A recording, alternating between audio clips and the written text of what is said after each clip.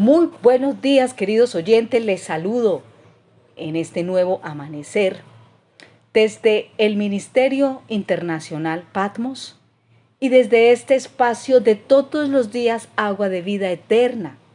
Les doy a todos la más cordial bienvenida en este nuevo amanecer en el que nos disponemos de manera muy breve a la luz de lo que dice el libro de los Hebreos, capítulo 11, los primeros 22 versículos que nos hablan de la fe.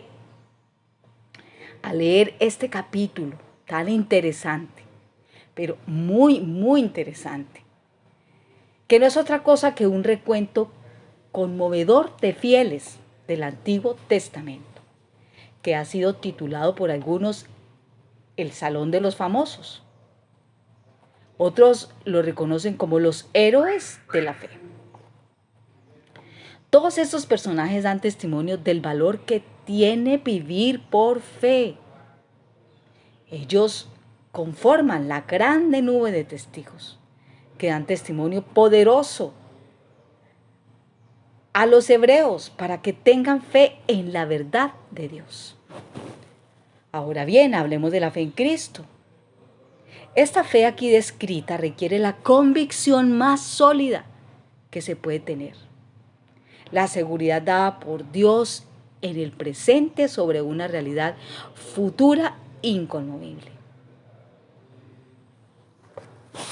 Cuando leemos en el primer versículo que la fe es la certeza de lo que se espera y la convicción de lo que no se ve, significa que la fe verdadera no se basa en evidencias empíricas,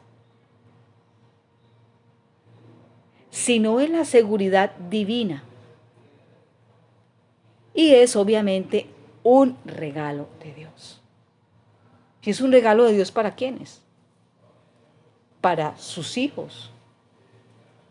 Es un regalo de Dios porque está en la lista del fruto del Espíritu, que son 9 manifestaciones: amor, gozo, paz, paciencia, benignidad, bondad, fe, mansedumbre y templanza. Por eso reconocemos que es un regalo de Dios. Ahora podemos tener fe como un granito de mostaza, pero somos nosotros los responsables de que esa semillita tan pequeñita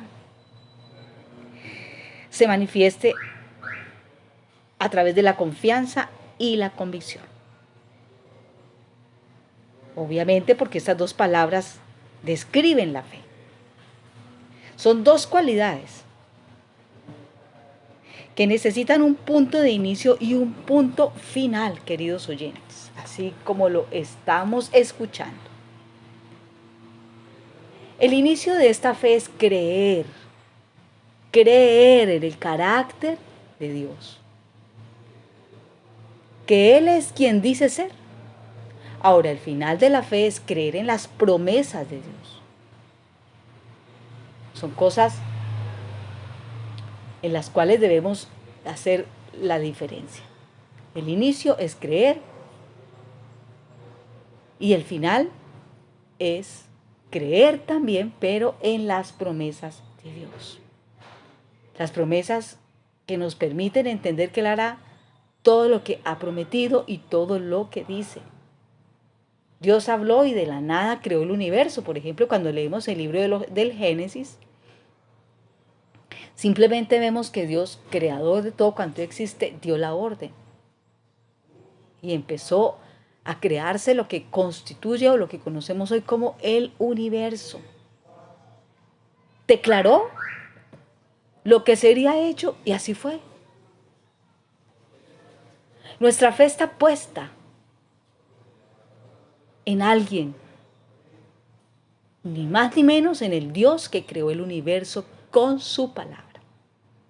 Esa es una fe. La fe que nos permite entender que si Él que creó el universo puede colocar en nosotros un regalo, darnos un regalo y colocar una semilla, debemos entonces nosotros regar esa semillita para que de manera progresiva a lo largo de nuestra vida como hijos y creyentes, como hijos de Dios, veamos cómo se va fortaleciendo esa fe. Hablemos un poco de Caín y Abel, ¿recuerdan? Se nombran aquí en el versículo 4. Por la fe Abel ofreció a Dios más excelente sacrificio que Caín, por lo cual alcanzó testimonio de que era justo, dando Dios testimonio de sus ofrendas, y muerto aún habla por ella. ¿Recuerdan este par de hermanos? Eran hijos de Adán y Eva. Pero nos dice la escritura que Abel ofreció un sacrificio mejor que el de Caín, porque el de Caín fue inaceptable. ¿Y sabe qué hizo la diferencia? La fe manifestada en una actitud de simplemente querer agradar a Dios por medio de la fe. Porque también nos dice el verso 6, pero sin fe es imposible agradar a Dios. Porque es necesario que los que se acercan a Él crean que le hay y que Él galardona o premia a todos los que le buscan. Y eso ocurrió con Caín y Abel. Uno ofreció más excelente sacrificio, es decir, lo hizo con fe, con una buena actitud. Y esto obviamente agradó a Dios. Creer que Dios existe es solo el comienzo, queridos oyentes. ¿Saben por qué lo digo? Porque aún los demonios creen. Cualquiera puede creer. Satanás cree en Dios. Dice Santiago capítulo 2. Por lo tanto, Dios no se conforma con un simple reconocimiento de su existencia. Cualquiera puede creer en Dios.